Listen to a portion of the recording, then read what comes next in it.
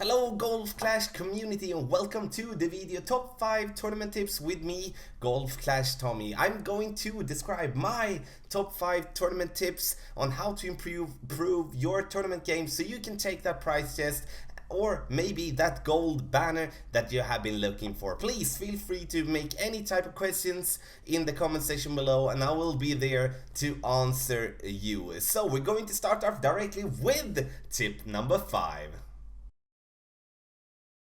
Number 5. For number 5 of my top 5 tournament tips, I want to address something that might be sound a bit silly sometimes, but it's also a very important tip. That is that prioritize tournament play before tour play. We are all equals in the way that we do have an equal amount of time to spend on this game. Some players will be playing hours daily and some players will be playing one day a week. Some players will be playing just during the weekend, and then it's important that you spend the time that you do have on tournament play instead of playing tour play. Sure, you can play tour play as well if you do have the time for it, but the thing is with tournament is that is such a huge chance to build your account with coins, with balls, with cars, and of course to your clan some amazing clan points. And that is something that we always need to have in mind, that we cannot play all the time every single day. That's not going to be possible, and that is why it is important to prioritize tournament play before regular tour play, because if you do well in a tournament you're going to win enough so you eventually can strive for playing the regular tour play. But without winning in tournaments, we eventually going to run out of special balls, and that is going to be a problem, especially on the higher tours. So again, for the third time, prioritize tournament play and wait a little bit with tour play if you do have a limited amount of time to play the game. Number 4. Now it's time to focus a little bit about the golf balls that we do have, and I would like to call this tip as to save your balls for the special, not for the special, but for the tournament. You can see here on the example here, we do have a limited amount of special balls and also a limited amount of regular balls when it comes to Marlins, Navigator, Quasars, Titan, Katana, and Kingmakers. Then the special balls that you see Berserker and further down.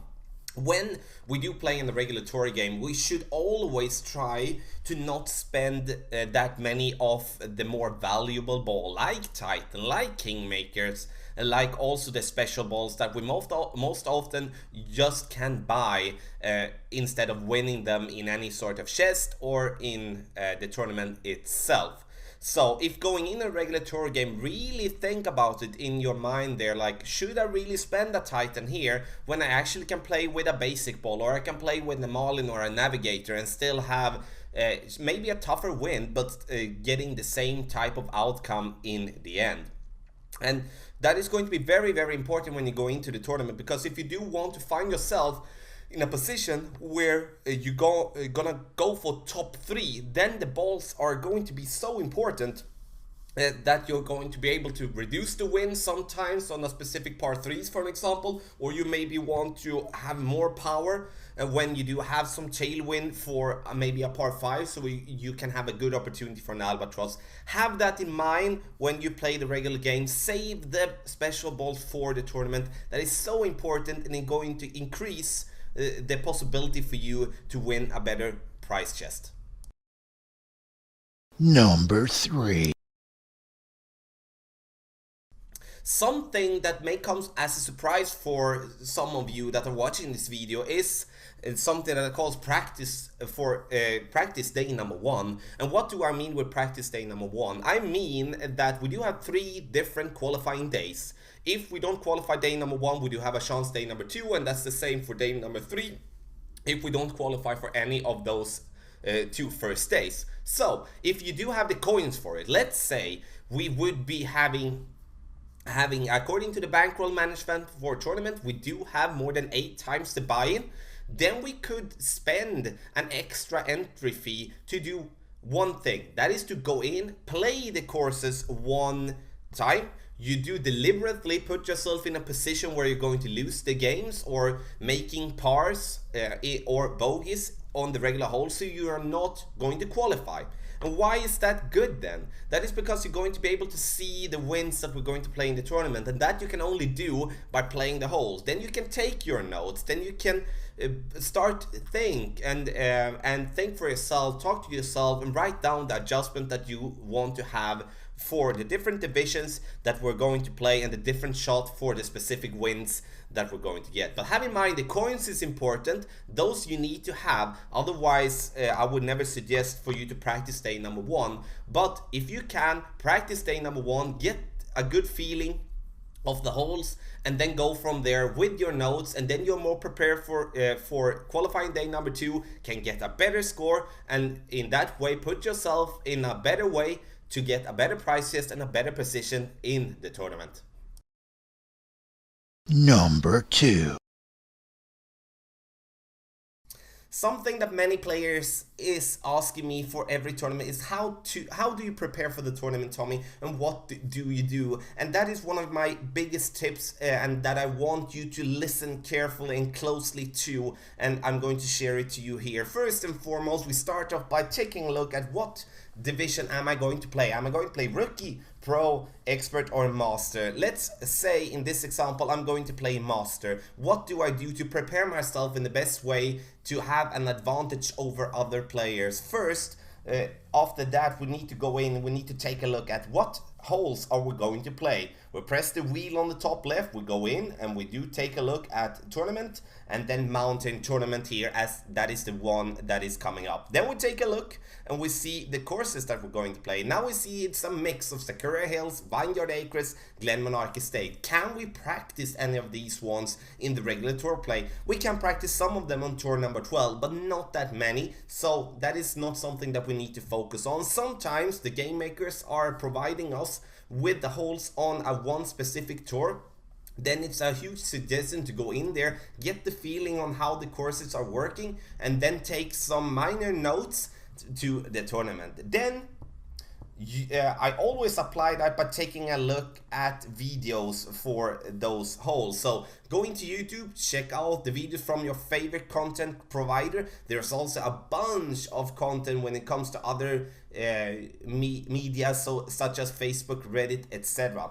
Take a look here. We do have the playlist up here, and we can take a look, and we do have the Mountain Tournament, Pro and Expert Division, and then the Rookie Division as well, where we can find as as much information as possible before the tournament starts. When the tournament starts, we go in and we do play the qualifying round, start to build our notes. That is very, very, very important. And as another tip that I've mentioned here, practice day number 1 applies a little bit here with the note taking as well.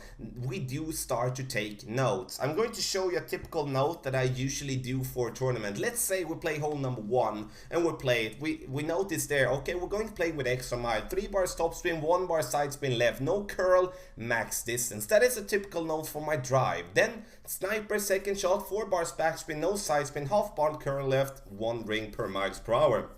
Why do I do so much work for one single hole and for a single tournament? Because I do this for every hole in the tournament, which is 9 holes. That is because I do want to prepare myself in the best way.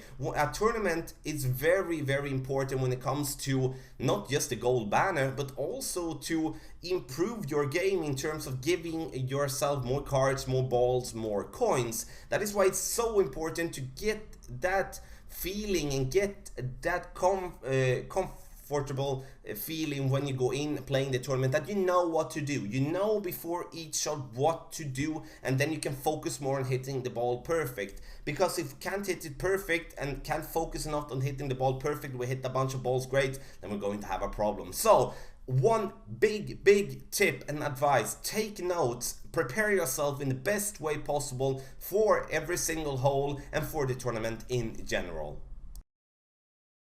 Number 1. Something that is very important and a big tip from my end is to use bankroll management for a tournament. What does that really mean? And first and foremost, we need to be aware of that playing in a tournament do cost money, and then we're going to pay an entry fee for whatever division we're going to play. We're going to take rookie division as a quick example here.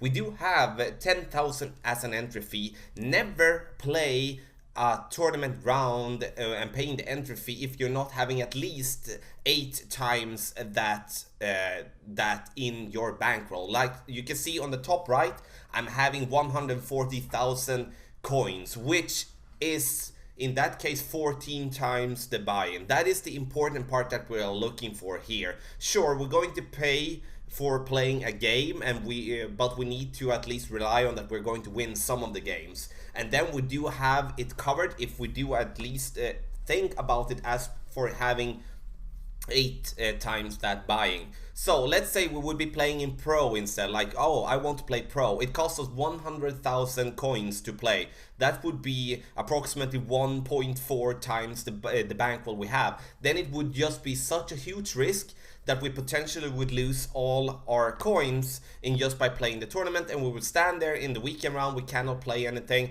and we will be disappointed of ourselves because we're not having enough coins to play in the tour game. So if we do want to play the tournament, we need to have the coins for it. We would never want to put ourselves in a situation where we are going to find ourselves that we need to buy coins to play the tournament, or feel that pressure of now we need to win, or we're going to lose all our coins. Thanks a lot for watching this video, top 5 tournament tips by me, Golf Clash Tommy. Hope you did get some nice advice and something that you can apply in your thoughts or structure when it comes to tournaments in Golf Clash. Again, please feel free to make any type of questions in the comment section below, and I'll be there to help you out. Good luck in future tournaments in your Golf Clash game.